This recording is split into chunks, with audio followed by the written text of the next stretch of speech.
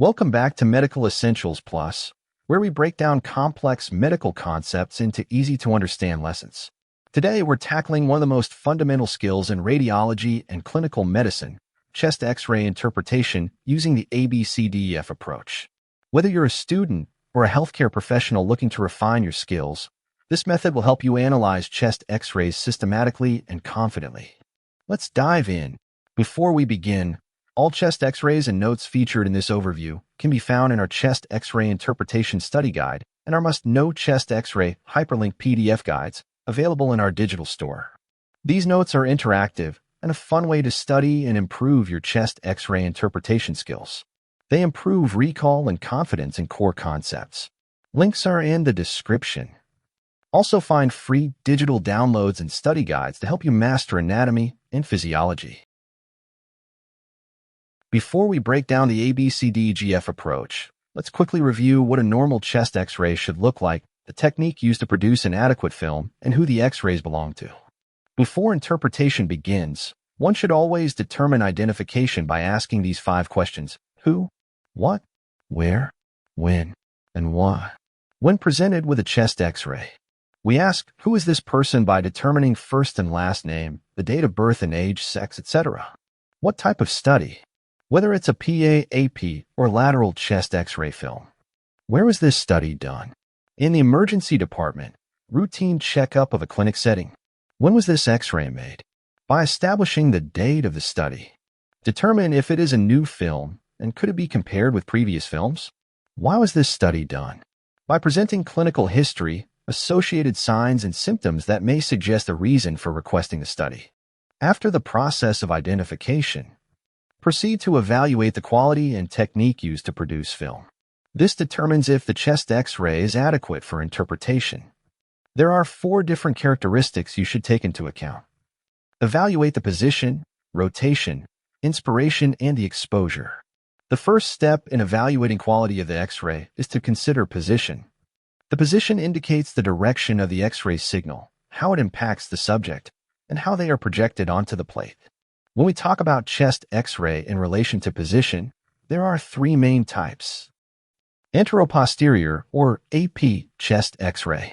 The AP film is least indicated because it produces an enlarged heart. Sometimes the gastric bubble is absent, an absent supraclavicular space, and the cardiac silhouette may be less defined.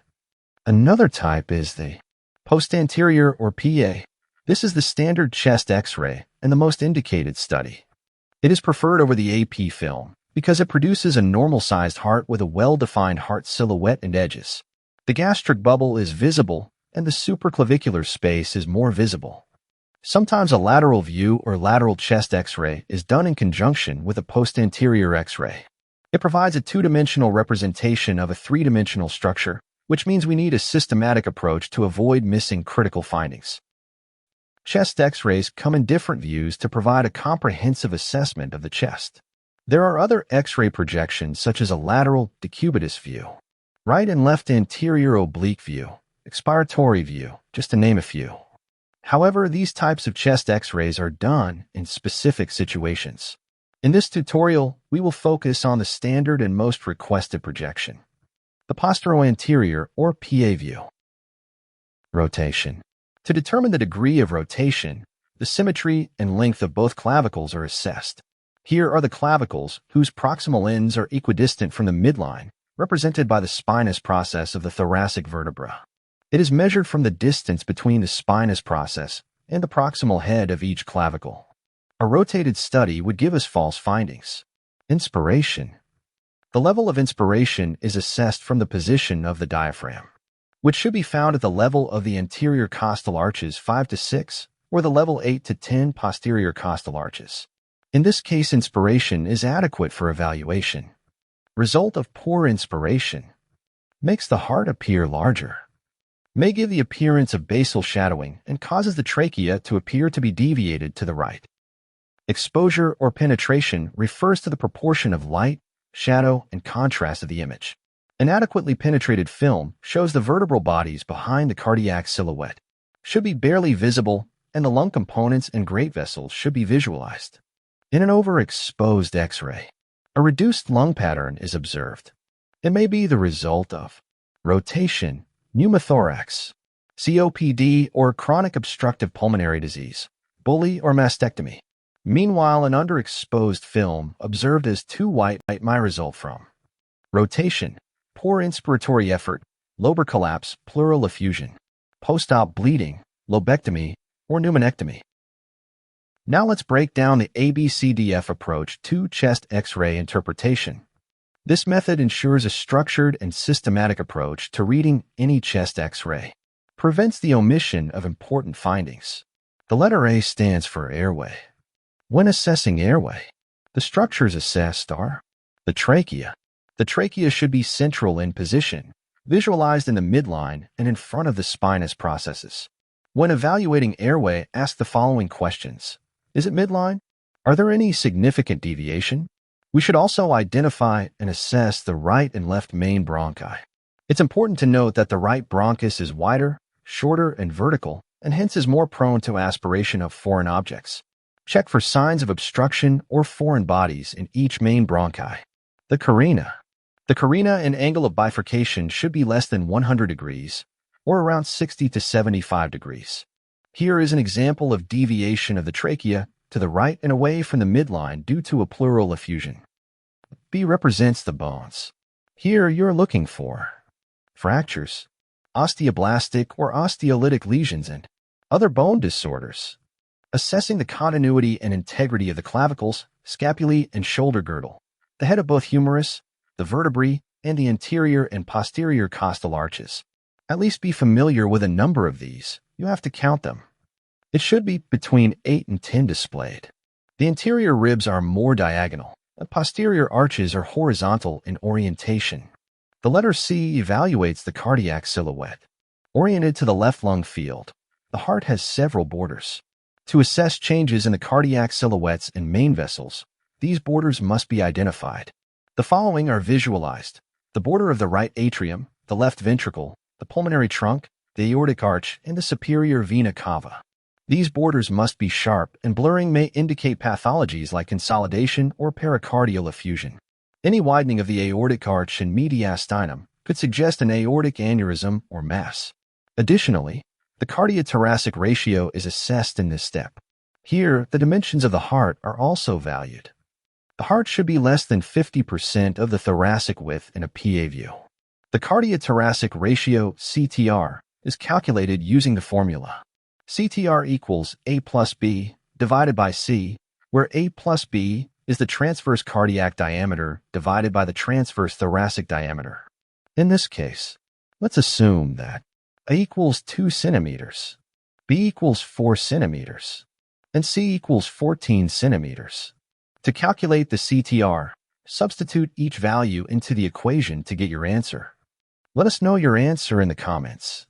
If the cardiothoracic ratio is less than 0.5 and greater than 0.4, it is said that there is no cardiomegaly. However, if it is greater than 0.5, there is cardiomegaly. In children, a cardiothoracic ratio of less than or equal to 0.7 is accepted. D stands for diaphragm. Here, the position of both the right and left hemidiaphragms is assessed. The right hemidiaphragm should be slightly higher than the left due to the anatomical position of the liver. The pericardiophrenik and costophrenic angles of each hemidiaphragm must be assessed. Blunting of the costophrenic angles may indicate pleural effusion. Air below the diaphragm is free air, suggests perforated viscus. This is an accumulation of air inside the abdominal cavity, also known as a pneumoperitoneum. Here is a chest X-ray showing a pneumoperitoneum. The gastric bubble is located below the left hemidiaphragm. The letter E represents the extrathoracic components. It refers to adipose tissue, skin, subcutaneous cellular tissue, and muscles that form the soft tissues in a chest X-ray. These areas should be evaluated for the presence of calcifications, gas, increase in size, etc. Soft tissue areas include neck, supraclavicular region, armpits, and the breasts. Be sure to check for other artifacts, foreign objects, tubes and lines such as endotracheal tubes, central catheters, temporary pacemakers, gastric tubes, other medical devices, and jewelry that may be present. Here's a chest X-ray showing a temporary pacemaker. F represents the lung fields and fissures. There are two lung fields, the right and left lung fields. It is assessed from the lung areas. Check for lung expansion. Are both lungs well aerated? Check for symmetry. Compare both lung fields. Look for opacities. Opacities could indicate pneumonia, consolidation, or tumors. Here is an example of a right lower lobar pneumonia, characterized by a homogeneous increased radio opacity in the right lower lobe. Check for hyperlucency. This may suggest pneumothorax or COPD. Here is an example of a right pneumothorax. It shows a large radiotranslucent area with absent lung markings. This represents free air in the pleural cavity. It produces a collapsed right lung parenchyma with left tracheal shift. Determining the exact location of the affected part of the lung parenchyma is important, so knowledge of the basic anatomy of the lung fissures and lobes is key. In the right hemothorax, the lung has two fissures, a horizontal also called the minor fissure, and an oblique fissure also called the major fissure. These fissures divide the right lung field into three lobes, the upper lobe, a middle lobe, and a lower lobe. In the left hemothorax, the lung has a single fissure that divides it into two lobes, an upper and lower lobe. Be careful when evaluating each lung field. Fissures are not usually observed in a normal chest X-ray, but seen when there is fluid in between the lobes. Don't forget to download our chest X-ray interpretation and the must-know chest X-ray study Hyperlinked PDF guides. Instant downloads for your on-the-go studies. Links are in the description. And there you have it. A simple yet highly effective ABCDEF approach to chest X-ray interpretation. If you found this tutorial helpful, make sure to like, subscribe, and hit the notification bell so you never miss out on our medical education content. It will help us to make more video. Also, let us know in the comments what other radiology topics would you like us to cover. See you in the next video. Test your knowledge by taking this X-ray quiz. Thanks for watching.